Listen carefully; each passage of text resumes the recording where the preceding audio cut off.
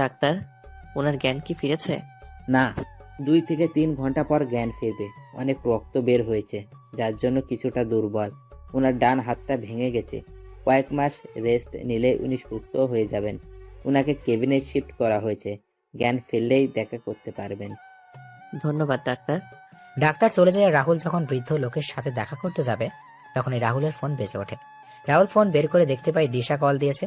তাড়াতাড়ি করে phone receive করে শুনতে পায়, ওই চাকরের বাচ্চা চাকর, কই তুই? আমার গাড়ি নিয়ে কোথায় গিয়েছিস তুই? ম্যাডাম আমি আসছি, আপনি 10 মিনিট অপেক্ষা করুন। 10 মিনিটের ভেতরে না এলে তোর খবর আছে কিন্তু। রাহুল ফোন রেখে গাড়ির কাছে এসে গাড়ি স্টার্ট দিয়ে শপিং মলের সামনে চলে যায়। রাহুল দেখতে পায় দিশা দাঁড়িয়ে আছে। দিশাকে দেখে মনে হচ্ছে অনেক রেগে আছে। দিশার সামনে গাড়ি থামিয়ে গাড়ি থেকে নেমে গাড়ির দরজা খুলে দিল। দিশা গাড়ির ভিতরে তাকিয়ে রাহুলের গায়ে ঠাস ঠাস করে থাপ্পড় বসিয়ে দিল। রাহুল বুঝতে পারছে না হঠাৎ করে দিশা কেন তাকে সবার সামনে এইভাবে থাপ্পড় মারছে। রাহুলের গালে হাত দিয়ে দিল, বলে, 10 মিনিটের আগেই তো আমি চলে এলাম, তাহলে মারলেন কেন? এই কুত্তার বাচ্চা, আমার গাড়ির সিটের রক্ত আসলো কি করে? কাকে আমার গাড়িতে খুন করেছিস বলতো? ম্যাডাম কি বলছেন কি? আমি কেন শুধু শুধু খুন করতে যাব কাউকে? তাহলে আমার গাড়িতে রক্ত আসলো কি করে? আসলে ম্যাডাম, এই ফকিরের বাচ্চা, তুই কি আমার গাড়িকে পাবলিক গাড়ি পেয়েছিস? এই গাড়ির দাম জানিস তুই? তোর মতো 100 জন চাকরের জীবনের চেয়েও এই গাড়ির মূল্য অনেক বেশি। ম্যাডাম কেউ বিপদে বা আঘাতপ্রাপ্ত হলে তাকে সাহায্য করা আমাদের সকলের দায়িত্ব। মানুষের জীবনের যে মূল্যবান আর কিছু নেই। চল বাসায়, আজকে তোর খবর আছে। দিশা কথাগুলো বলে গাড়ির সামনের সিটে বসে পড়ে আর রাহুল মাথা নিচু করে গাড়িতে এসে চালানো শুরু করলো। কিছু সময় পর বাসায় এসে গেলে দিশা গাড়ি থেকে বাসার ভিতরে প্রবেশ করে আর রাহুল গাড়ি পার্কিং করে আসে। মা বাবা, মা বাবা কোথায় তোমরা? নিচে আসো। মা বাবা। কি হয়েছে? বাড়ি মাথায় তুলে নিচ্ছিস কেন? কিরে মা, এমন করে চিৎকার করছিস কেন? চিৎকার কি আর নিজের ইচ্ছায় করছি? ওই চাকরের বাচ্চা চাকর কি করেছে জানো তোমরা? কি করেছে রাহুল? আর তোমায় না বলেছি রাহুলকে চাকর বলবে না। বাড়ির চাকরকে চাকর বলবো না তো কি বলবো? দিশা, বাজে না বকে কি হয়েছে সেটা বলো। ওই চাকর আমার পুরো গাড়িতে রক্তের দাগ লেগে নিয়ে আসছে। আমার গাড়িটা নোংরা করে দিয়েছে ও। এটা তো ভালো কাজ করেছে রাহুল। আমি যদি রাহুলের জায়গায় থাকতাম তাহলে একই কাজ করতাম। কারণ মানুষ হলো সৃষ্টির সেরা জীব। মানুষের জীবনের মূল্যের চেয়ে আর কিছুর মূল্য এই পৃথিবীতে নেই। বাবা তুমি বুঝতে পারছো না কেন বলো তো? ওই ফকিরের বাচ্চা আমার নতুন গাড়িটা নষ্ট করে দিয়েছে। আয় রাহুল, এইদিকে। হ্যাঁ আন্টি বলুন। আচ্ছা, এই বৃদ্ধ লোক এখন কেমন আছেন? যতটুকু জানি ওনার জ্ঞান ফিরেনি এখনো। ওনাকে খুব বাজেভাবে আঘাত করা হয়েছে। কি বা কারা এমন কাজ করেছে কিছু জানতে পারলি তুই? হ্যাঁ রাহুল। না আঙ্কেল, জানতে পারিনি। আন্টি আঙ্কেল, আমি একটা ভুল করে ফেলেছি। আসলে আজকে আমি ম্যাডামের অনুমতি না নিয়ে ওই বৃদ্ধ চাচাকে ওনার গাড়ি করে হাসপাতালে নিয়ে যাই, আর তখন রক্তের দাগ লেগে যায় সিটে। তবে চিন্তা করবেন না, আমি গাড়ি ভালো করে পরিষ্কার করে দিব। আমি কি তোর মতো ফকির নাকি যে আমি ওই সিট ব্যবহার করব? বাবা আমি ওই নিয়ে যাব না। এখন থেকে ওই গাড়ি তুমি নিবে আর তোমার গাড়ি আমি নিয়ে যাব। দিশা কথাগুলো বলে সেখান থেকে চলে যায় আর রাহুল চুপচাপ দাঁড়িয়েছিল। তখন আরিফ চৌধুরী রাহুলের সামনে এসে রাহুলের কাঁধে হাত দিয়ে বললেন, তুই চিন্তা করিস না বাবা, আমি আর তোর আন্টি তোর সাথে আছি। আর এই 1 বছরে তোকে চিনেছি। তুই এমন কোনো কাজ করবি না যে কাজের দ্বারা কোনো সমস্যা হয়। যা রাহুল, রুমে যা তোর। দিশার চলচলন কেমন জানি রসাতলে চলে যাচ্ছে। এভাবে চলতে থাকলে দিশা খারাপ হতে বেশি দিন সময় লাগবে না।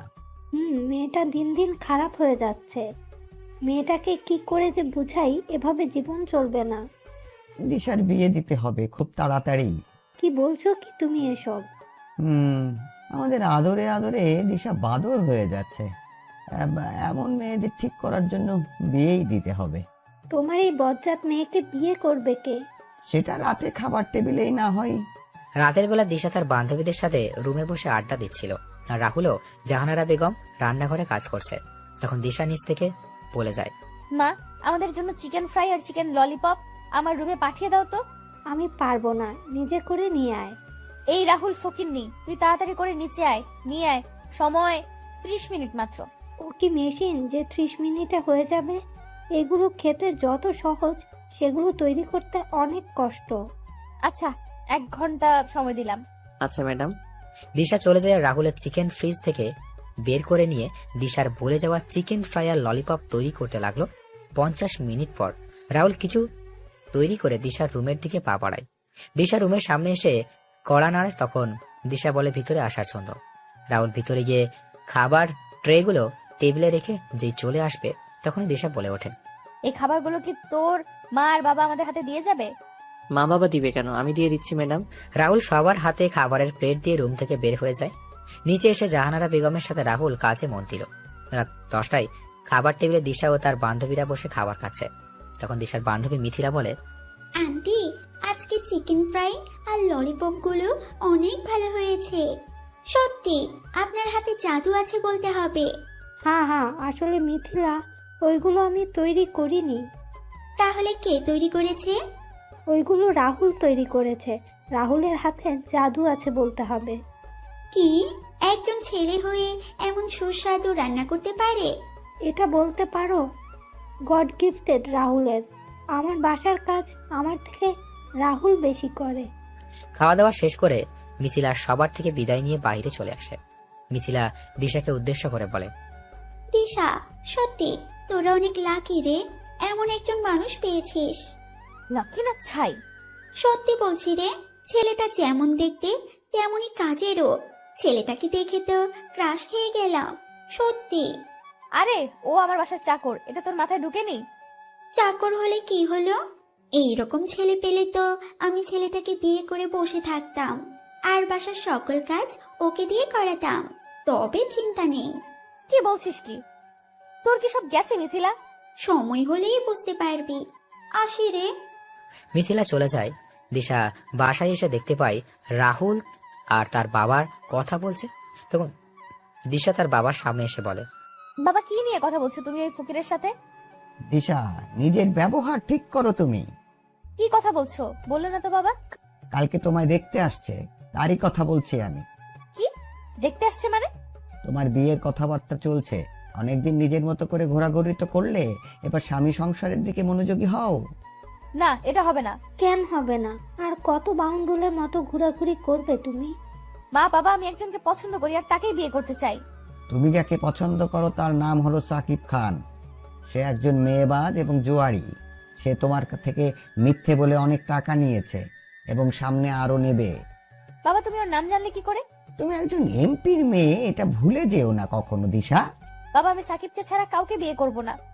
আমি যতদিন বেঁচে আছি ওই ছেলের সাথে তোমার বিয়ে হবে না। বাবা। দিশা, বাবা কি বলেছে শুনতে পাওনি? তুমি তো ভারী বেয়াদব হয়েছ। মা আর বাবার সাথে কেমন করে কথা বলতে হয় সেটা ভুলে গিয়েছো দেখছি। মা। কালকে থেকে তোমার বাইরে যাওয়া বন্ধ বলে দিলাম দিশা। বেশি বাড়াবাড়ি করলে কাজী ডেকে বিয়ে দিয়ে দেবো কিন্তু। খুব ভালো লাগে না। দিশা তার রুমে চলে যায়। রুমে গিয়ে ভাবতে থাকে, না, আমি সাকিবকে ছাড়া কাউকে বিয়ে করব না। সাকিবের জন্য আমি প্রয়োজন হলে বাড়ি থেকে পালাতেও, হ্যাঁ, আমায় পালাতে হবে। 1 মিনিট, তার আগে সাকিবকে কল দেই। হ্যালো সাকিব, কই তুমি? আমি তো এখন এয়ারপোর্টে যাচ্ছি। এয়ারপোর্টে মানে? হ্যাঁ, কিছু কাজে আমি আমেরিকা যাচ্ছি। কেন, কি হয়েছে জানেমান? সাকিব, বাবা আমার বিয়ে ঠিক করেছে আর কালকে আমার ছেলেপক্ষ দেখতে আসছে। কি বলছো কি? হঠাৎ করে এমন সিদ্ধান্ত কেন? জানি না, তবে আমার মনে হয় রাহুল বাবাকে কিছু উল্টাপাল্টা বুঝিয়েছে। সাকিব, আমি তোমায় ছাড়া কাউকে বিয়ে করতে পারবো না। তুমি এয়ারপোর্টে থাকো, আমি আসছি। না না, এখন এসো না তুমি। কেন সাকিব, তুমি বুঝতে পারছো না কেন? তুমি কালকে ছেলে পক্ষের যদি আমায় পছন্দ হয়ে যায় তাহলে আমাদের কি হবে?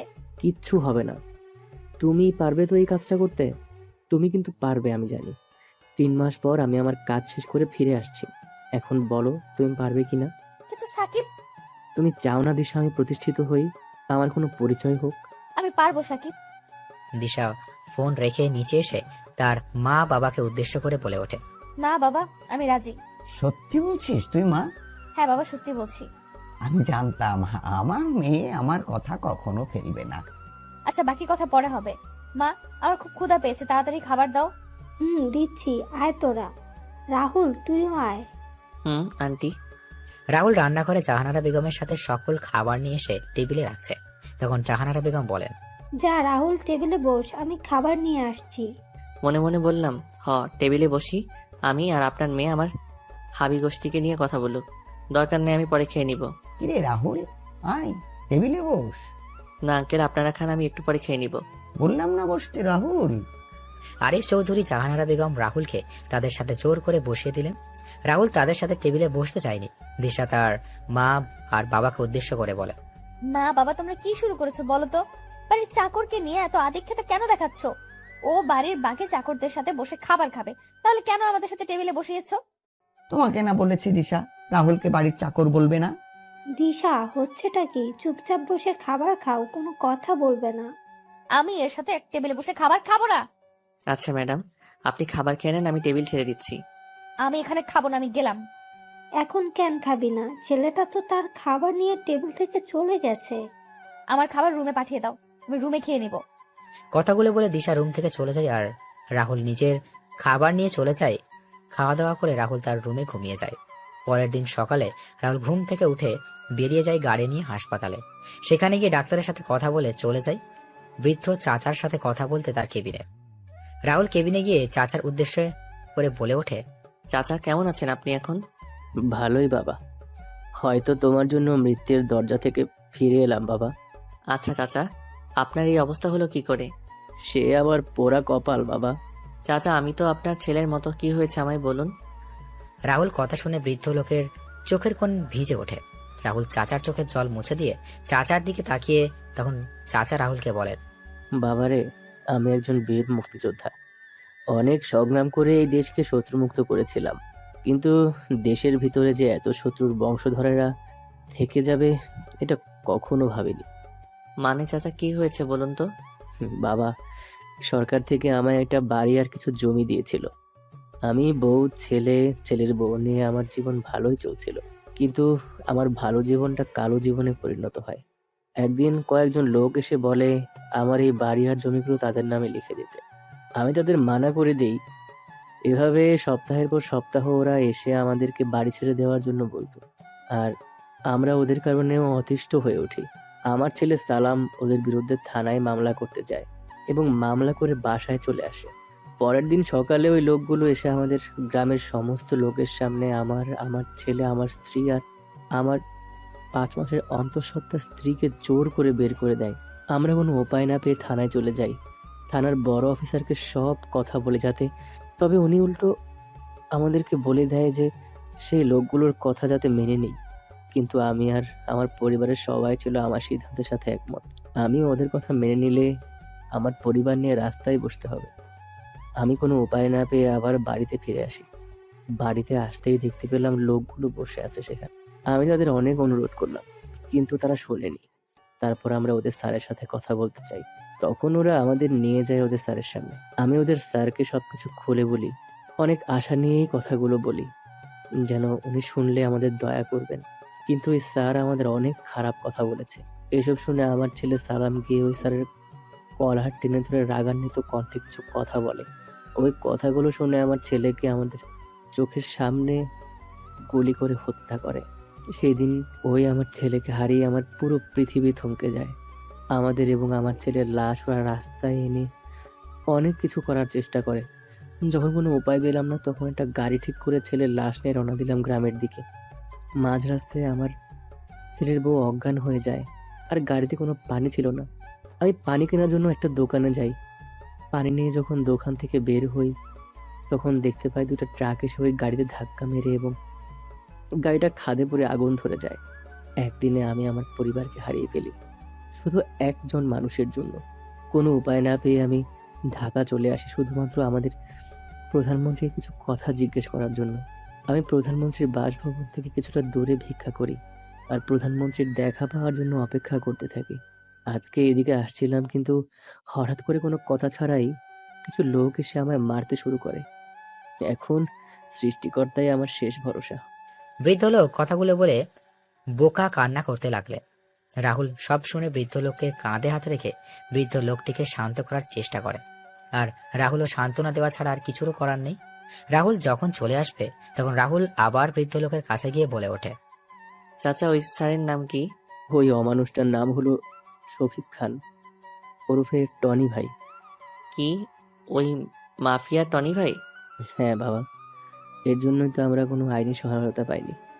আচ্ছা চাচা, তাহলে আমি আসি। তাহলে তুমি এই 2 মাস হাসপাতালে থাকবে আর তোমার খরচ আমি বহন করব। আসি চাচা আমি। রাহুল কথাগুলো বলে চলে আসে। সেই থেকে রাহুল গাড়ি ড্রাইভ করছে আর বৃদ্ধ লোকের বলা কথাগুলো চিন্তা করছে। হঠাৎ করে গাড়ির সামনে মিথিলা চলে আসে আর রাহুল তাড়াতাড়ি করে ব্রেক করে। রাহুল কিছু বলতে যাবে তার আগেই মিথিলা রাহুলের কাছে এসে বলে, হাই, আমি মিথিলা। মানেটা কি? আপনি কি আপনার নাম বলার জন্য এভাবে গাড়ির সামনে চলে আসছেন? আমি আসি। আচ্ছা আমি আসি তাহলে। আরে কই যাও? আমায় নিয়ে যাও। কোথায় যাবেন আপনি?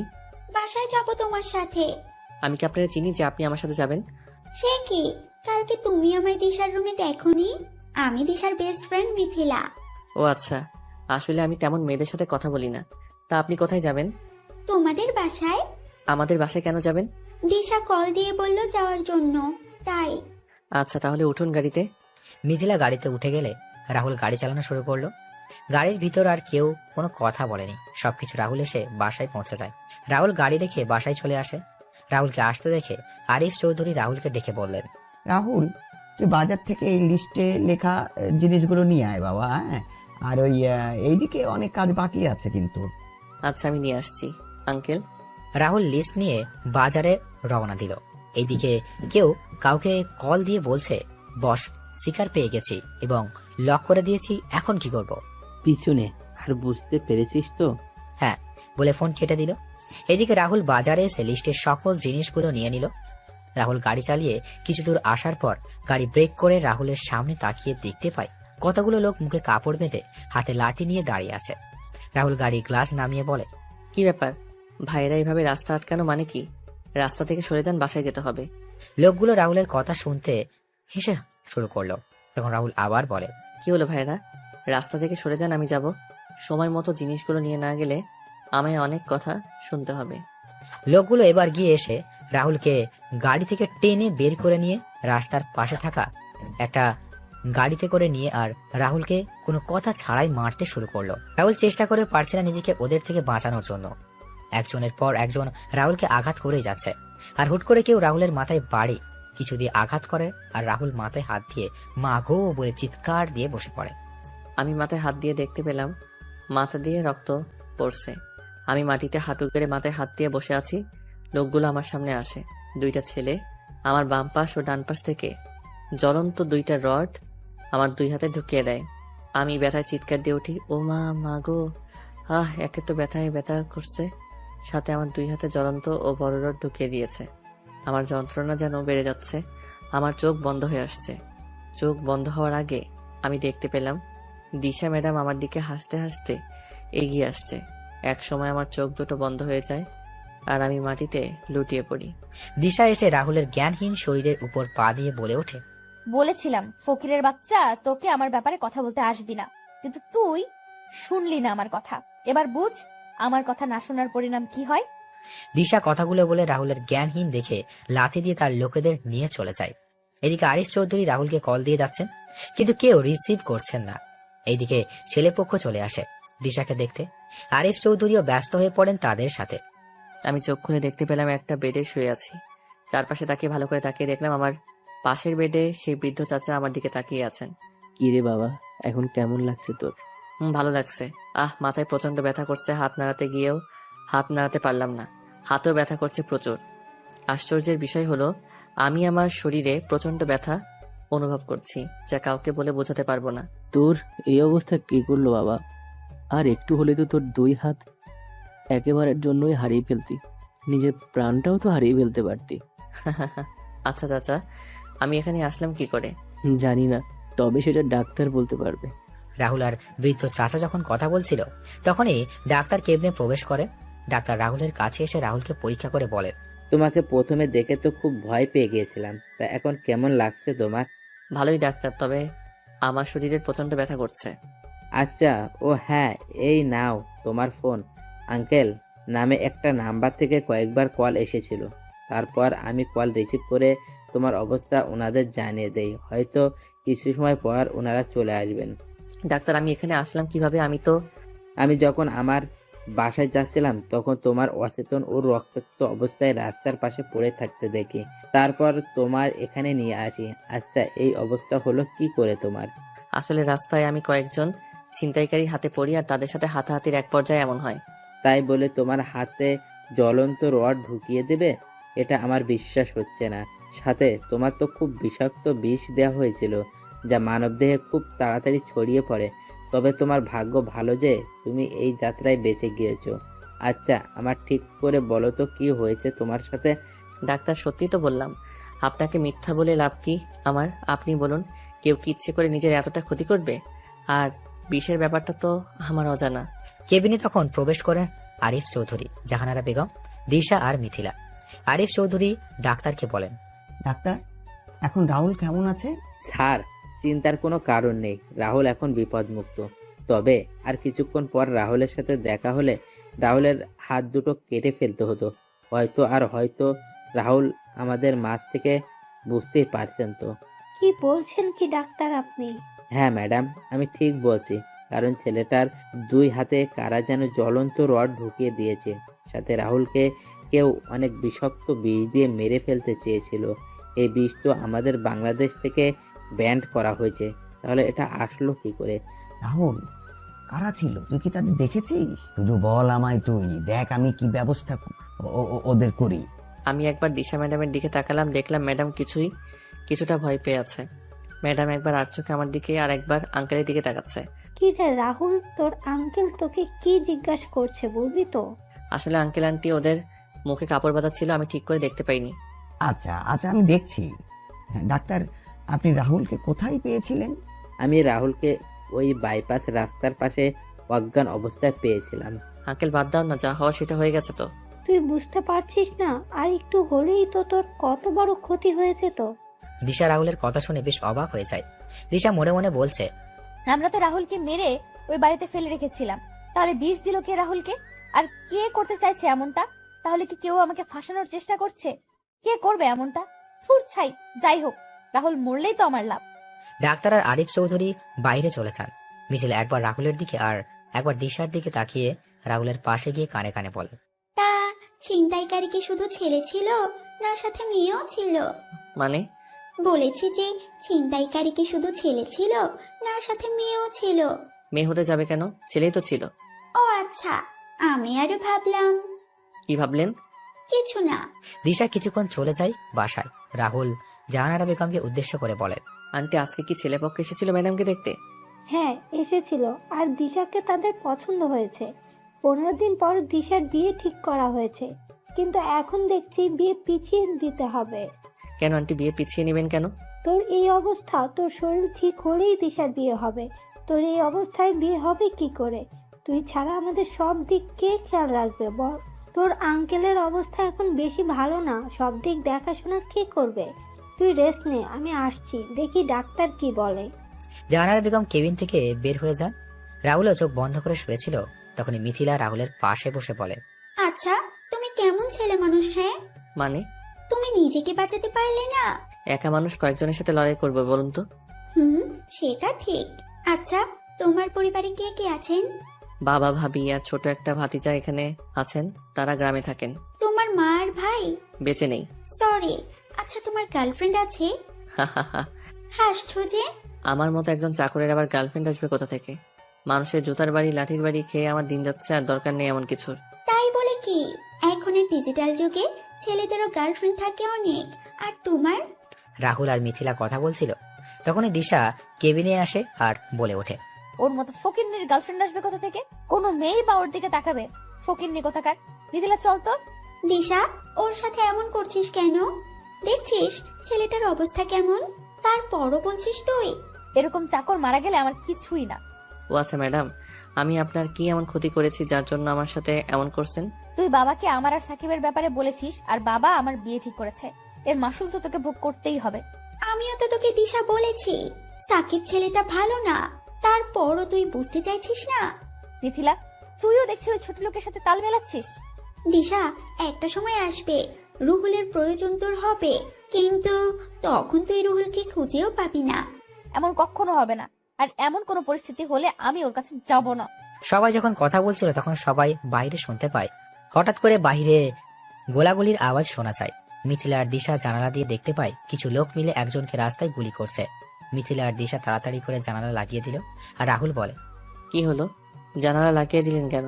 বাইরে কারা যেন কাকে গুলি করে মেরে ফেলেছে। ও আচ্ছা। আজ 20 দিন পর রাহুল সুস্থ হয়েছে। কালকে দিশার বিয়ে। রাহুল বাড়িতে এসেই ক্যাটারিং এর লোকদের সাথে কাজে লেগে পড়েছে। জাহানারা বেগম আর আরিফ চৌধুরী রাহুল মানা করেছিলেন আজকে কাজ না করার জন্য, কিন্তু রাহুল কারো কথা শোনেনি। সারাদিন কাজ করে রাহুল সন্ধ্যাবেলা তার রুমে এসে ফ্রেশ হয়ে নিচে গিয়ে খাবার খেয়ে তার রুমে এসে ঘুমিয়ে পড়ে। এদিকে দিশাকে সাজানোর জন্য পার্লার থেকে মেয়েরা আসে। রাতের বেলা সবাই মিলে দিশাকে হলুদ দিচ্ছে, আর মিথিলা রাহুলকে খুঁজে যাচ্ছে কিন্তু পাচ্ছে না। তখন মিথিলা গিয়ে জাহানারা বেগমকে জিজ্ঞেস করে, আন্টি, রুহুল কোথায়? আজকে দেখছি না যে। আজকে সারাদিন রাহুল ক্যাটারিং এর লোকের সাথে কাজ করেছে। সন্ধ্যাবেলা খাওয়া দাওয়া করে নিজের রুমে গিয়ে ঘুমিয়ে পড়েছে। কালকে তো রাহুলের অনেক কাজ, আমি বলেছিলাম থাকার জন্য, কিন্তু ছেলেটা বলল ওর ভালো লাগছে না। ও আচ্ছা। মিথিলা সেখান থেকে এসে রাহুলের রুমের সামনে চলে আসে। মিথিলা রাহুলের দরজায় এসে কড়া নাড়তে থাকে। কড়া নাড়ার শব্দে রাহুলের ঘুম ভেঙে যায়। রাহুল উঠে গিয়ে দরজা খুলে দিয়ে রাহুল ঠিকমতো চোখ খুলে রাখতে পারছিল না। রাহুল অনেক কষ্টে সামনে তাকিয়ে মিথিলাকে দেখে বলে, কি চাই আপনার? আগে গিয়ে ফ্রেশ হয়ে আসো, তারপর বলছি। এখন ঘুমাবো আমি। রাতে কি চুরি করতে যাবে যে এখন ঘুমাবে? আপনি আসুন এখন। আমি দরজা ঠেলে রুহুলের বিছানায় গিয়ে বসলাম। তারপর বললাম, তাহলে আমি বিছানায় বসে পড়লাম, তুমি ঘুমাও এখন। দেখুন, এখন ঘুম দেবী আমায় ডাকছে, আপনি জানতো। যাবে না? আমি সবাইকে চিৎকার দিয়ে বলবো তুমি আমায়। চোখে যা ঘুম ছিল মেয়েটার কথা শুনে আমার সকল ঘুম হাওয়া হয়ে গেল। কি চিৎকার দিবেন? চিৎকার দিয়ে কি বলবেন? কি বলবো সেটা তো তুমি বুঝতেই পারছো।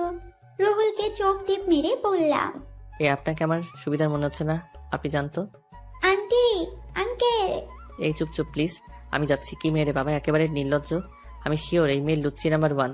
কি হলো, ডাকবো নাকি যাবে? যাচ্ছি। রাহুল ভিড়বিড় করতে করতে চলে যায়। আর মিথিলা রাহুলের যাওয়ার দিকে তাকিয়ে হাসছে আর মনে মনে বলছে, মিস্টার রুহুল, তোমায় তো আমি ছাড়ছি না, তোমায় নিজের করে ছাড়বই আমি। রাহুল ফ্রেশ হয়ে এসে একটা টি শার্ট পরে নিল। তখন মিথিলা রাহুলের সামনে এসে বলে, বাহ, তোমায় তো খুব সুন্দর লাগছে, ইচ্ছে করছে খেয়ে ফেলি। মানে আমি কি ফল না সবজি যে আমায় খেয়ে ফেলবেন? তুমি হলে আমার চকলেট বয়। গাল টেনে বললাম, বলুন এবার কি বলবেন। চলো আমার সাথে তুমি। কোথায় যাব আপনার সাথে? আন্টি আঙ্কেলের আমার প্রয়োজন হতে পারে, আমি যাব না। মিথিলা রাহুলের দিকে একবার রাগী চোখে তাকিয়ে রাহুলের ডান হাত জড়িয়ে ধরে রুম থেকে গায়ে হলুদের জায়গা নিয়ে আসে। এইদিকে দিশাকে সবাই হলুদ দিচ্ছে। তখন মিথিলা বলে ওঠে, এই সরো সরো তোমরা, আমি আর রুহুল দিশাকে হলুদ দিব। রুহুল চলো। রাহুল মিথিলার কথা শুনে থমকে যায় আর বাকি সবাই হাতে তালি দিচ্ছে। দিশা রাহুলের দিকে রাগী চোখে তাকিয়ে আছে। মনে হচ্ছে রাহুলকে দিশা কাঁচা কাঁচা খেয়ে ফেলবে। জাহানারা বেগম এসে মিথিলার কথার সাথে সহমত পোষণ করে বলে ওঠেন, হ্যাঁ হ্যাঁ, মিথিলা আর রাহুল গিয়ে দিশাকে হলুদ দিয়ে আয়। আমরা সবাই তো দিয়েই দিছি, যা তোরা। না আন্টি, মিথিলা ম্যাডামকে হলুদ দিয়ে আসুক, আমি বরং এখানেই আছি। আপনি যান মিথিলা ম্যাডাম। বলছি না আমার সাথে যাওয়ার জন্য, তাহলে এত কথা বলছো কেন? চলো চলো। হ্যাঁ রাহুল, তুই যা। রাহুল সবার কথা শুনে বাধ্য হয়ে দিশার পাশে গিয়ে বসে। মিথিলা দিশাকে হলুদ দিয়ে দিল আর রাহুলের দিকে হলুদের বাটি এগিয়ে দিল। রাহুল একবার দিশার দিকে আর একবার হলুদের বাটির দিকে তাকাচ্ছে। রাহুল বাটি থেকে একটু হলুদ নিয়ে কাঁপা কাঁপা হাতে দিশার গায়ে লাগিয়ে দিল আর সুযোগ বুঝে মিথিলা রাহুলের গায়ে হলুদ লাগিয়ে দিল। রাহুল তাড়াতাড়ি করে সেখান থেকে এসে তার রুমে চলে যায়। পরদিন দুপুরবেলা রাহুল সবকিছু দেখাশোনা করছিল আর দিশাকে সাজানো হচ্ছিল। হঠাৎ করেই রাহুল বাসার ভিতর থেকে অনেক চেঁচামেচির আওয়াজ শুনতে পায়। রাহুল তাড়াতাড়ি করে বাসার ভিতরে এসে দেখতে পায় সবাই মাথা নিচু করে বসে আছে আর আঙ্কেল কাউকে ফোনে হুমকি দিচ্ছে। রাহুল আন্টির দিকে তাকিয়ে দেখতে পায় আন্টিও কান্না করছে। রাহুল আন্টির কাছে গিয়ে বলে, আন্টি কি হয়েছে, তুমি কান্না করছো আর আঙ্কেল এইভাবে চিৎকার করছে? দিশার সাথে যে ছেলেটার বিয়ে ঠিক হয়েছে, সেই ছেলেটা নাকি আরেকটা বিয়েও আগে করেছিল। এখন কি হবে বুঝতে পারছি না। আমার মেয়েটার জীবনটা ধ্বংস হয়ে যাবে। আমার মেয়েটার গায়ে কলঙ্কের দাগ লেগে গেল বুঝি। রাহুল কি বলবে বুঝতে পারছে না। হঠাৎ করে আরিফ চৌধুরী কথা বলা অসহায় বুকে হাত দিয়ে বসে পড়লে। রাহুল তখন আরিফ চৌধুরীকে গিয়ে ধরে আর বললেন, আঙ্কেল তুমি এত হাইপার হচ্ছ কেন? ম্যাডামের জন্য আমার ছেলে দেখা হবে, আবার ম্যাডামের বিয়ে হবে। তুমি বরং রেস্ট নাও এখন। আপনারা সবাই এখন আসুন, আঙ্কেল আর আন্টিকে একটু একা থাকতে দিন। না, সবাই কোথাও যাবে না, সবাই এখানে থাকবে, আমি আসছি। কিন্তু আঙ্কেল। আরিফ চৌধুরী কোনো কথা না বলে তার ফোন নিয়ে বাসার বাইরে চলে যান। বাসার ভিতর নীরবতা বিরাজ করছে। 20 মিনিট পর আরিফ চৌধুরী বাসায় এসে বলেন, আজকেই আমার মেয়ের বিয়ে হবে, সবাই একটু অপেক্ষা করুন। কি বলছো কি তুমি? এত তাড়াতাড়ি তুমি ছেলে পেলে কোথায়? ছেলে তো আমাদের সামনেই আছে, রাহুল। রাহুল? হ্যাঁ, আমি আমার মেয়েকে রাহুলের সাথেই বিয়ে দেব। কি? না না, এটা হয় না আঙ্কেল, আমি পারবো না। আমায় ক্ষমা করে দিবেন, আমি আপনার কথাটা রাখতে পারবো না। কেন পারবি না তুই? দেখ রাহুল, তোকে তো আমরা আমাদের ছেলের মতোই দেখে আসছি, তাহলে তুই কেন পারবি না? আন্টিয়া। রাহুল কিছু বলার আগেই রাহুলের ফোন বেজে ওঠে। রাহুল ফোন বের করে দেখতে পায় তার বাবার ফোন। রাহুল ফোন রিসিভ করে বলে ওঠে, হ্যাঁ বাবা বলো। রাহুল, তুমি বিয়েটা করে নাও। আমার আর তোমার ভাবির মেয়ে পছন্দ হয়েছে, আর 1 সপ্তাহ পর তুমি বাড়ি ফিরে আসবে। কিন্তু বাবা। বললাম না আমি, আমার কথার যেন আর কোনো নড়চড় না হয়, আর তুমি আমাদের গ্রামের নতুন বাড়িতে চলে আসবে, আমরা সেখানেই আছি। রাহুলের বাবা কথাগুলো বলে ফোন রেখে দিলেন। আর রাহুল হ্যাবলার মতো তাকিয়ে দাঁড়িয়ে আছে। তখন আরিফ চৌধুরী রাহুলের কাছে এসে বলেন, রাহুল বাবা, তুই পারিস এরকম বিপদ থেকে আমায় বাঁচাতে? প্রয়োজন হলে আমি তোর পায়েও ধরতে পারি, তবু বাবা তুই রাজি হয়ে যা। আঙ্কেল কি বলছো কি? কিন্তু ম্যাডাম। দিশা, আমাদের কথার অবাধ্য হবে না, এখন তুই বল বাবা। কি আর করবো, নিজের অমতের বিরুদ্ধে মত দিতে হলো আমায়। আমি রাজি। তারপর রাহুলকে বরের বেশে সাজিয়ে এনে বিয়ে শুরু করা হয়। রাহুলের বিয়ের দিকে কোনো মনোযোগ ছিল না। রাহুল ভাবছে অন্য কিছু। ভালোভাবে বিয়ের সকল কাজ সম্পন্ন হয়। রাহুল মিথিলাকে আজকে কোথাও বিয়ের সময় দেখতে পায়নি। রাতের বেলা রাহুল দিশার সামনে বসেছিল, তখনই দিশা রুমে আসে, আর বাকিটুকু তো আপনারা জানেন। বর্তমান আপনাদের সাথে কথা বলতে বলতে রাত প্রায় পেরিয়ে গেছে, এখন ঘুমিয়ে পড়ি, সকালে কথা হবে। পরের দিন সকালে রাহুল ঘুম থেকে উঠে সকালের নাস্তার জন্য তৈরি করার জন্য রান্নাঘরে চলে যায়। রাহুল নাস্তা রেডি করে তার আগের রুমে গিয়ে ফ্রেশ হয়ে জামা কাপড় পরে নেয়। রাহুল যখন রুম থেকে বের হতে যাবে, তখনই রাহুলের ফোন বেজে ওঠে। রাহুল ফোন রিসিভ করে কিছু কথা শুনতে পায়। তখন রাহুল বলে, আচ্ছা আমি আসছি। রাহুল কোনো কথা না বলে বাসা থেকে গাড়ি নিয়ে বেরিয়ে পড়ে। এইদিকে জাহানারা বেগম ঘুম থেকে উঠে দেখতে পান নাস্তার টেবিল আগে থেকেই সাজানো। নাস্তা দেখে জাহানারা বেগম বুঝতে পারেন এটা রাহুলের কাজ। জাহানারা বেগম রাহুলকে পুরো বাসা খুঁজেও পেলেন না। জাহানারা বেগম তখন দেখতে পেলেন সদর দরজা খোলা। সিকিউরিটি গার্ডের থেকে জানতে পারেন রাহুল তাড়াহুড়ো করে বাসা থেকে একটি ব্যাগ নিয়ে বের হয়ে গেছে। জাহানারা বেগম এবং কিছু একটা চিন্তা করে দিশা রুমের দিকে এগিয়ে গিয়ে দেখতে পান দিশা রুমের দরজা খোলা আর দিশা ঘুমোচ্ছে। দিশা রুমে গিয়ে ঢুকতেই দেখতে পেলেন সোফায় বালিশ আর কথা পড়ে আছে। এবার জাহানারা বেগম দিশার কাছে গিয়ে দিশাকে ডাকতে থাকেন। তখন দিশা ঘুমন্ত কণ্ঠে বলে ওঠে, কি হয়েছে মা? এত সকাল সকাল ডাকছো কেন? রাহুল কোথায়? আর বালিশ কাঁথা সোফায় কেন? কি রে মা, কি হয়েছে তোর? দিশা মা, শান্ত হ, তুই বল আমাদের কি হয়েছে। দিশা কোনো কথা বলছে না, শুধু কান্না করে যাচ্ছে। দিশা একসময় চিৎকার দিয়ে নিচের চুল টেনে ধরে বসে পড়ে। দিশা তখন তার মা আর বাবার উদ্দেশ্য করে বলে, রাহুল কোথায়?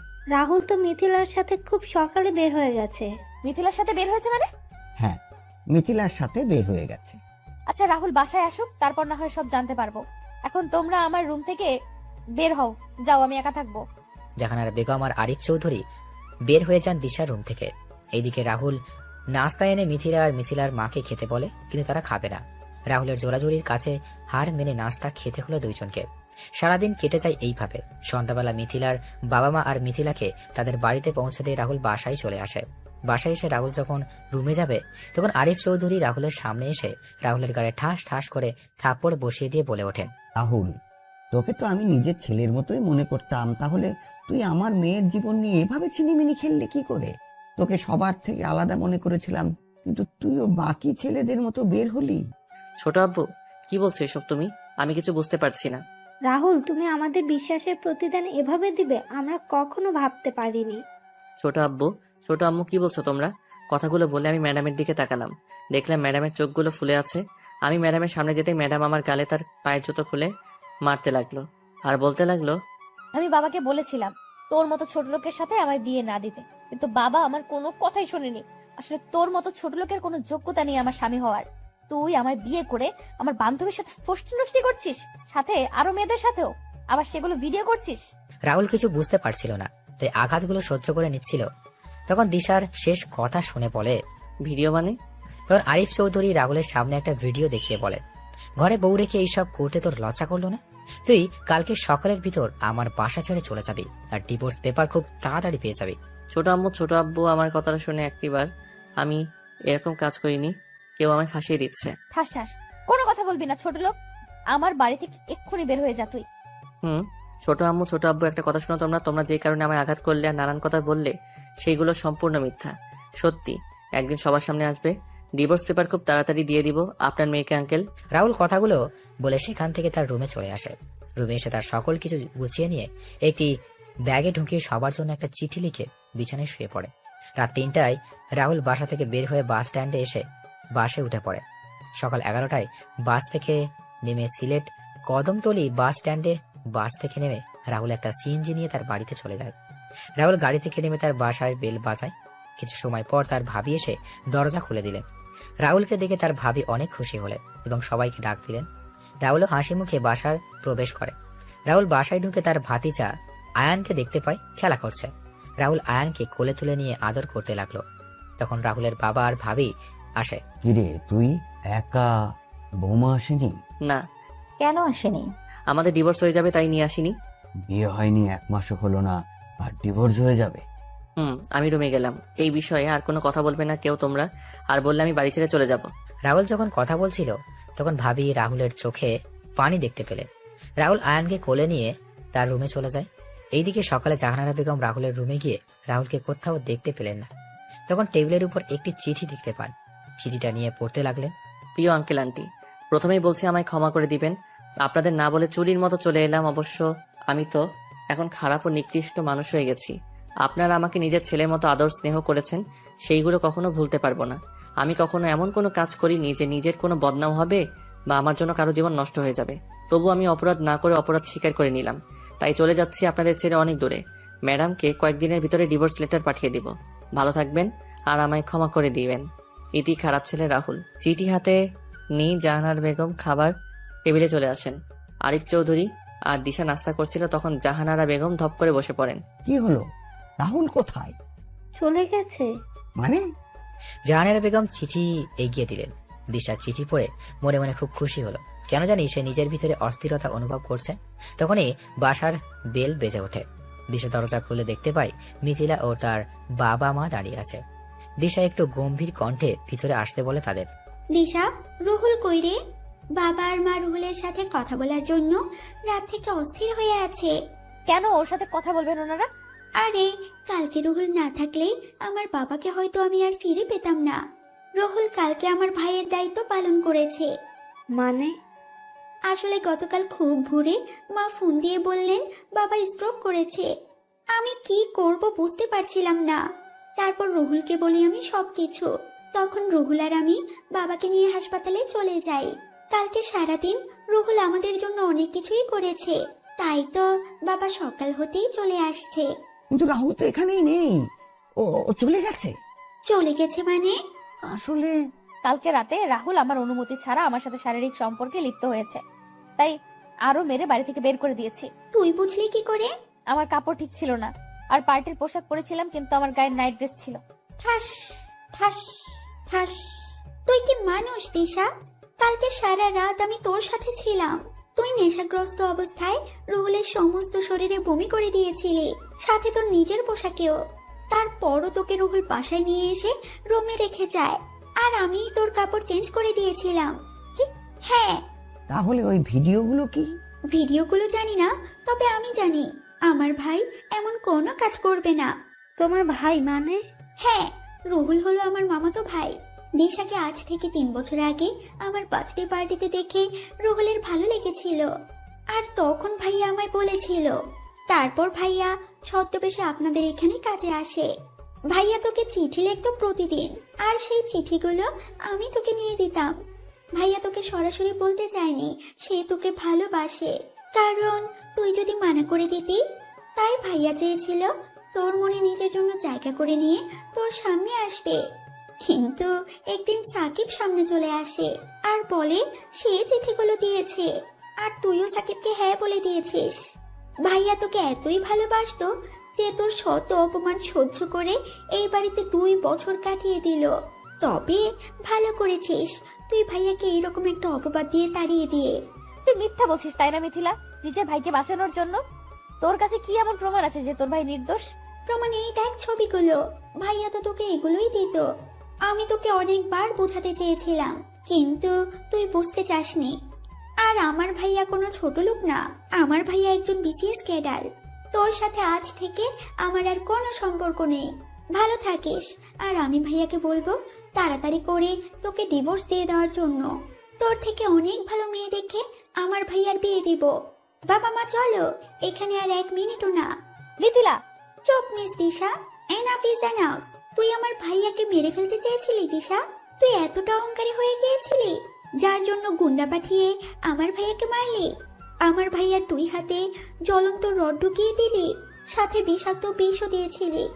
জানিস, এত কিছুর পরও ভাইয়া কাউকে কিছু বলেনি, কারণ ভাইয়া তোকে ভালোবাসে দিশা। আর তুই কি করলি? বাহ দিশা বাহ। দিশা গুন্ডা দিয়ে মেরেছিল মানে? দিশা যখন জানতে পারলো রাহুল সাকিবের কথা আপনাকে বলেছে, সেটা শুনেই দিশা এমন একটা কাজ করে। তুই চিন্তা করতে পারছিস আমার ভাইয়া তোকে কতটা ভালোবাসে, যে নিজের জীবনের কথা চিন্তা না করে প্রিয় মানুষটার এমন ঘৃণিত কাজের কথা কাউকে বলেনি, আমাকেও বলতে চায়নি। কিন্তু আমি ভাইয়ার থেকে তার ভালোবাসার কসম দিয়ে কথাটা জানতে পেরেছি। মিথিলা কথাগুলো বলে সেখান থেকে চলে যায়। আরিফ চৌধুরী আর জাহানারা বেগম নিশ্চুপ হয়ে বসে আছেন। তারা রাহুলের সাথে কালকে যে ব্যবহারটা করেছেন, এরপর তারা আর কিছু বলবে কি করে? দিশা মিথিলার মুখে সব শুনে নিস্তব্ধ হয়ে যায়। দিশা তার রুমে চলে যায়। দিশা রুমে গিয়ে কি করবে বুঝতে পারছে না। দিশা রুমে গিয়ে চিঠিগুলো বের করে জ্বালিয়ে দিল। দিশার যেন কান্নার বেগ বাড়তে লাগলো। এদিকে রাহুল নিচে এসে খাওয়া দাওয়া করে আয়ানকে নিয়ে ছাদে চলে যায়। কিছুক্ষণ ভাবি এসে রাহুলের পাশে দাঁড়া। তখন রাহুল পড়ে, ভাবি কিছু বলবে? তোর কি হয়েছে আমায় বল। তুই গেলি হাসি মুখে আর ফিরলি কালো মুখে। ভাবি, সবকিছু বললাম ভাবিকে। এখন কি করবি? ডিভোর্স হয়ে যাবে। রাহুলের ফোন বেজে ওঠে। রাহুল ফোন নিয়ে কিছুটা দূরে চলে যায়। কিছু সময় পর কথা বলে রাহুল তার ভাবির কাছে চলে আসে। তখন ভাবি বলেন, কে কল দিয়েছিল আর কোথায় যাবি? পুরনো কিছু আগাছা পরিষ্কার করতে। আগাছা পরিষ্কার করার সময় হয়ে গেছে। রাহুল তুই কিন্তু। ভাবি, তুমি তো সব জানোই, তাহলে আর কিছু বলবে না প্লিজ। কবে যাবি তুই? আজকে রাতেই যাব। আচ্ছা। রাতের বেলা রাহুল তার ভাবিকে বলে বেরিয়ে পড়ে তার কাছে।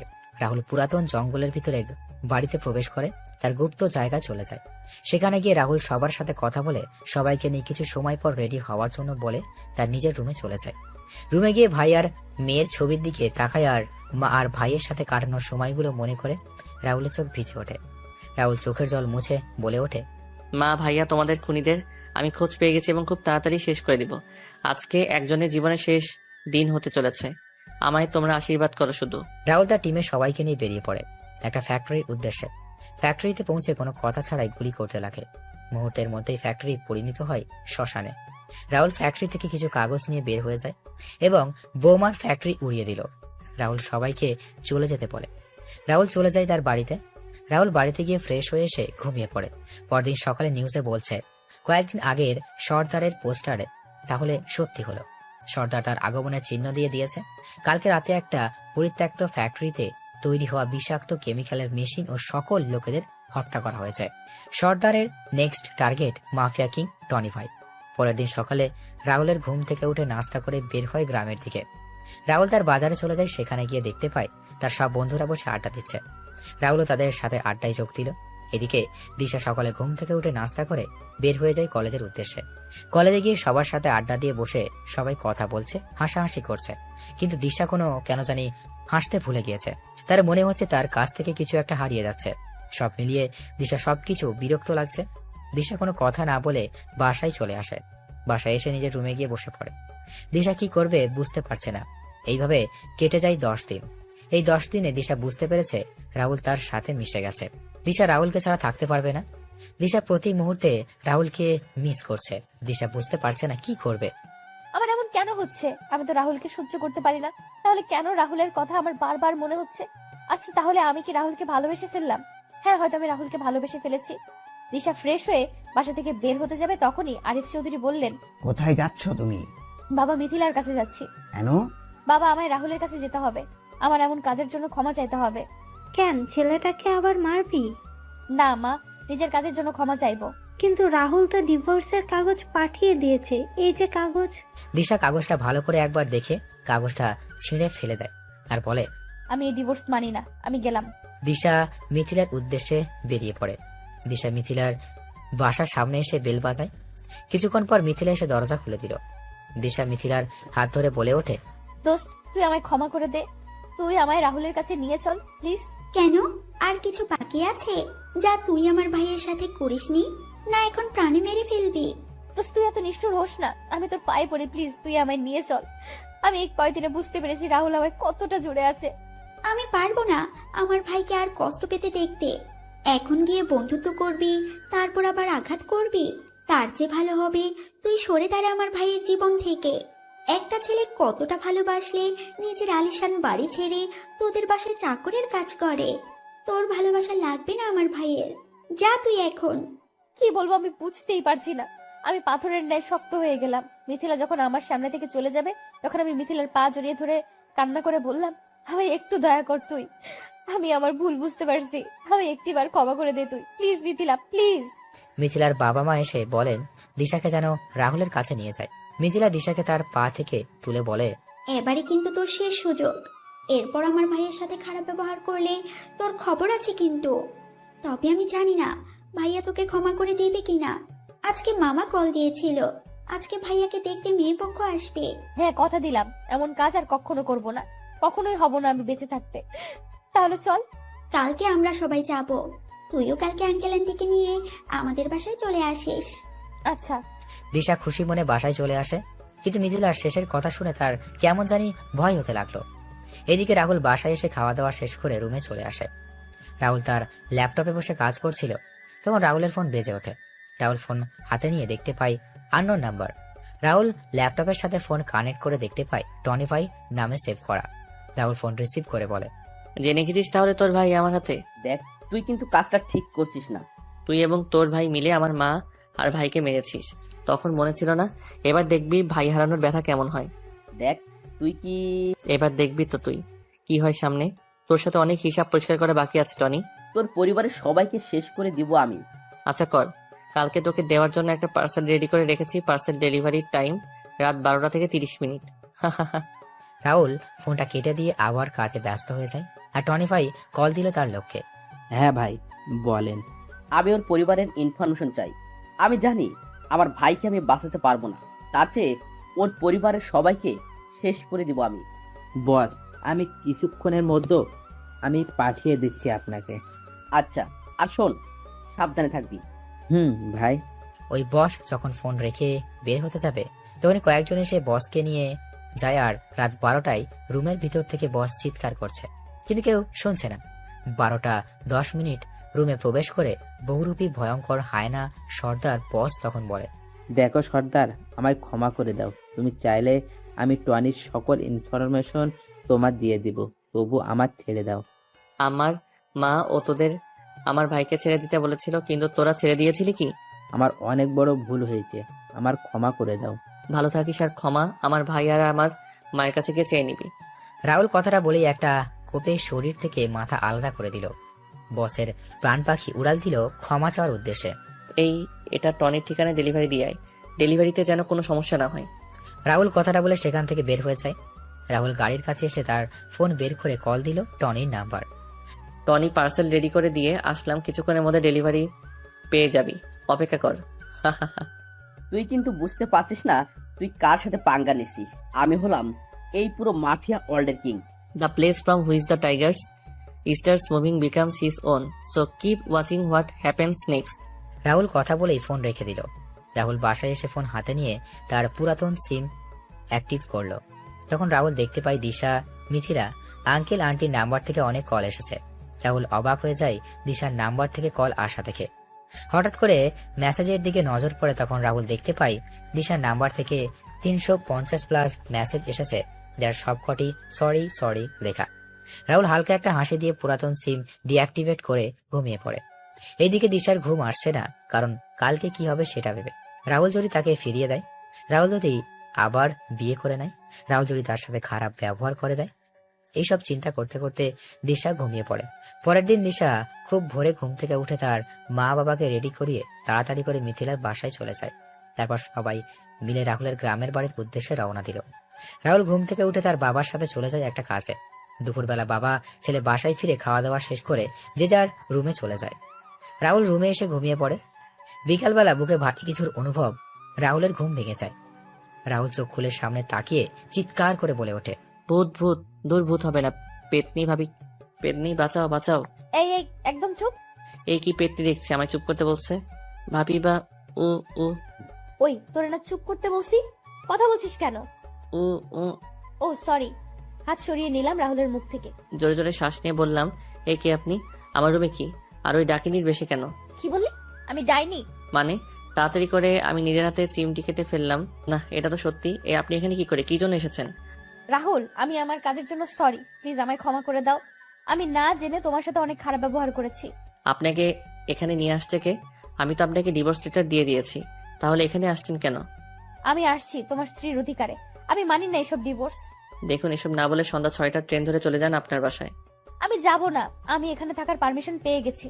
কে দিয়েছে আপনাকে এখানে থাকার পারমিশন? আমার শ্বশুর মশাই দিয়েছেন। বাবা, ভালো হয়েছে আপনি থাকুন, আমি চলে যাব কালকে এখান থেকে। বাবা। রাহুল, এদিকে আয় বাবা। হ্যাঁ আঙ্কেল। আমাদের ক্ষমা করে দে বাবা। আমরা না বুঝে ওই দিন তোর সাথে বাজে ব্যবহার করেছি, তোর গায়ে হাত তুলেছি। আরে আঙ্কেল, আমি তেমন কিছু মনে করিনি। সত্যি বলছিস তো তুই? হ্যাঁ আন্টি।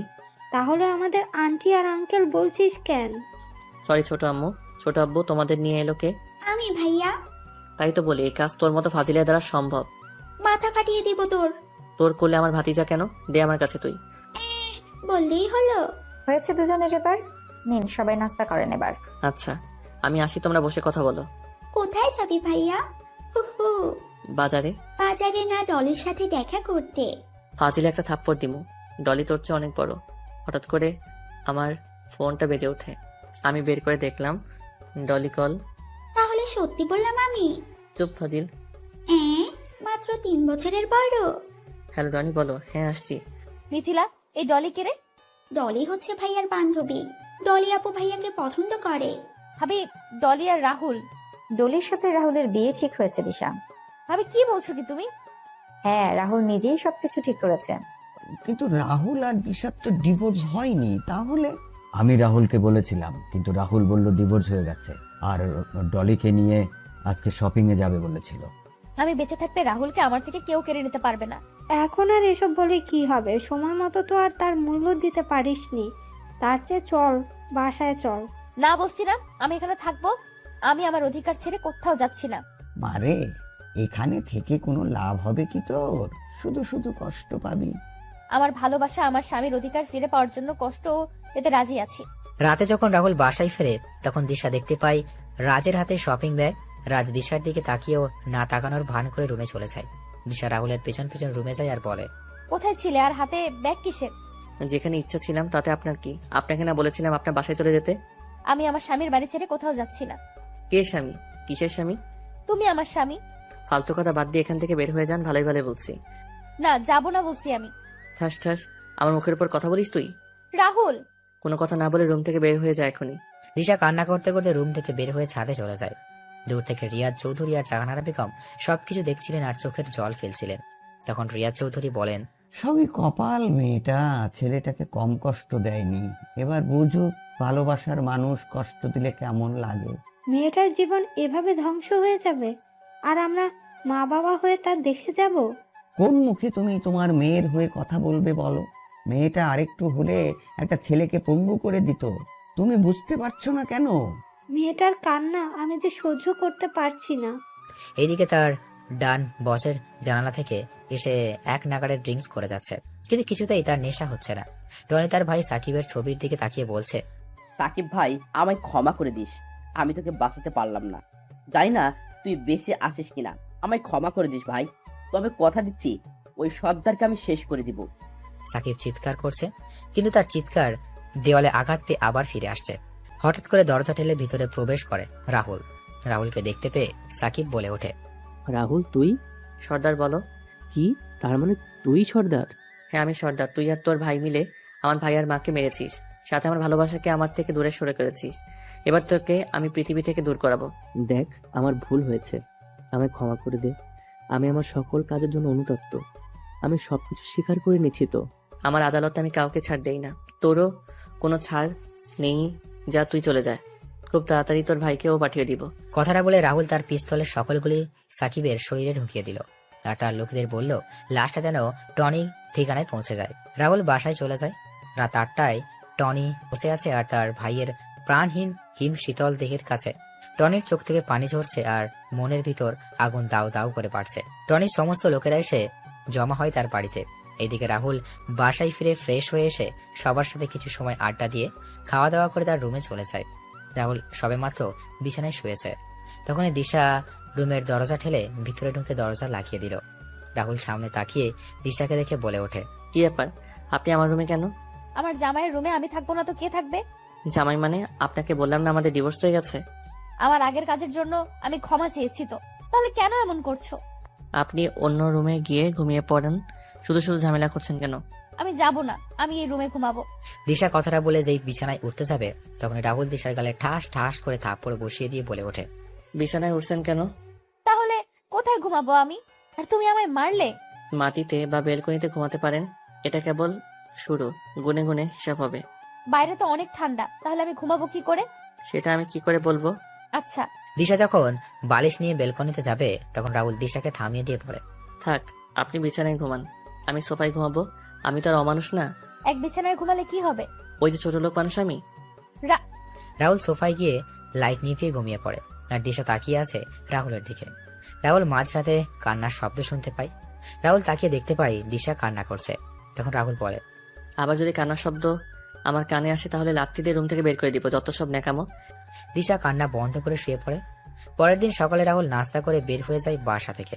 দিশা ঘুম থেকে উঠে বিছানায় খুঁচিয়ে নিচে চলে যায়। নিচে গিয়ে ভাবিকে বলে, আচ্ছা ভাবি, মানুষ ভুল করলে ক্ষমা চাইলে তো তাকে ক্ষমা করে দেয়, তাহলে তোমার ছোট ভাই আমায় ক্ষমা করছে না কেন? জানিস দিশা, আমার যাকে বেশি ভালোবাসি তার উপরেই কিন্তু রাগ অভিমান করি। রাহুলেরও তেমন হয়েছে। আমি কি করব এখন? রাহুলের সাথে সবকিছু জোর করে করবি, যদি কি না করতে বলে সেটা করবি, সবসময় রোমান্টিক মুডে থাকবি। আচ্ছা। দিশা ভাবির কথা অনুযায়ী কাজে নেমে পড়ে। কয়েকদিন রাহুল একটু রাগ দেখলেও এরপর আর দেখতে পারেনি। রাহুল একটা রুমে বসে বিহার থেকে আসা তার লোকেদের একটা ছবি দিয়ে বলে, এই ছবির অমানুষটাকে আমার আস্তানা দিয়ে আসবি, তোরা এর সাথে কিছু করবি না, যা করার আমি করব সব। টনি তার ছেলের কবর দিয়ে এসে তার সমস্ত লোকের উদ্দেশ্যে বলে ওঠে, ওই তোরা সর্দারকে খুঁজে বের কর, যত টাকা লাগবে আমি দেব। আমার ছেলের খবরের সাথে সাথেও আমি ওই সর্দারের খবর দেখতে চাই। আমার থেকে আমার সবকিছু কেড়ে নিয়েছে ও, আমি ওর থেকে ওর সব কিছু কেড়ে নিব। ওই সর্দারের এমন ভয়ানক মৃত্যু দিব যা দেখে মৃত্যু দেবতাও ভয় পেয়ে যায়। রাহুল সেখান থেকে চলে আসে। বাসায় এসে খাওয়া দাওয়া শেষ করে বিছানায় শুয়ে ছিল। এই সুযোগে দিশা রুমে ঢুকে রাহুলকে জড়িয়ে ধরে।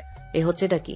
রাহুলের গলা চেপে ধরে বললাম, চুপ বসে থাকো, না হলে এর পরিণাম কিন্তু খুব খারাপ হবে। আমি এখন তোমার বুকে ঘুমাবো, যদি আমার ঘুমানোর কোনো সমস্যা হয় তাহলে কিন্তু বাসর করে নিব। মনে মনে বললাম, কি মেরে বাবা, সাক্ষাৎ ডাইনি, আমার বুকে ঘুমাবে, অথচ আমায় কয়েকটা দিন আগে সহ্য করতে পারতো না। অঙ্কুশ দাদা একটা কথা ঠিকই বলেছিল, মেয়েদের মন বোঝা নয়রে সোজা। কি বলছিস? আমি সব শুনছি কিন্তু। আর কিছু না, আপনি ঘুমিয়ে পড়ুন, একবার ছাড়া পাই তাহলে বুঝবি ডাইনি বেডি। আরো অনেক কষ্ট দিব তোকে, দেখি কেমন সহ্য করতে পারো শোনা। এই তোরাকে আমাকে এখানে নিয়ে আসছিস কেন? তোরা চিনিস না আমি কে? তখন রাহুল রুমে প্রবেশ করে বলে, তুই হলি গলির কুকুর। তুই কি বলছিস? ভেবে বলছিস তো? আরে তোর মতো কুকুরকে কিছু বলতে হলে ভেবে বলতে হবে নাকি? এই তুই কে রে? তখন থেকে তুই তুই করে বলছিস। দেখবি আমায় তুই? হ্যাঁ। দেখলে তোর প্যান্ট ঢিলে হয়ে যাবে না তোরে? তখন টনি রেগে বলে, এই কুত্তার বাচ্চা, সামনে এসে কথা বল সাহস থাকলে সব কয়টাকে মেরে এখানে পুঁতে রেখে দেব। তাই নাকি রে, এখানে পুঁতে ফেলবি? রাহুল এই কথা বলে সামনে এগিয়ে যায়। রাহুলকে দেখে টনির চোখ বড় হয়ে যায়। কেউ কিছু বলছে না। তখন রাহুল বলে, কি রে, নে আমায় মেরে পুঁতে ফেলবি না? পুঁতে ফেল আমায়। সর্দার। রে, আমায় মারার জন্য যাদের পাঠিয়েছিলি তাদেরকেও আমি তোর ভাইয়ের কাছে পাঠিয়ে দিয়েছি। এবার তোর পালা, তোকেও পাঠিয়ে দিব তোর ভাইয়ের কাছে। তুই এখনো বেঁচে আছিস? তোকে তোর ভাই এসিপি রাজ আর তোর মাকে না মেরে ফেলেছিলাম, তাহলে বেঁচে গেলে কি করে? তোরা কি ভেবেছিলি আমি মারা গেছি? তোর করা সকল অন্যায়ের পুরস্কার দেওয়ার জন্য আমি আবার ফিরে আসছি। তোরা আজ আমার পরিবারের সাথে যা করেছিস সেটা এখন তোদের সাথে করব। সর্দার ভাই, আমাদের ক্ষমা করে দাও, আমরা অনেক বড়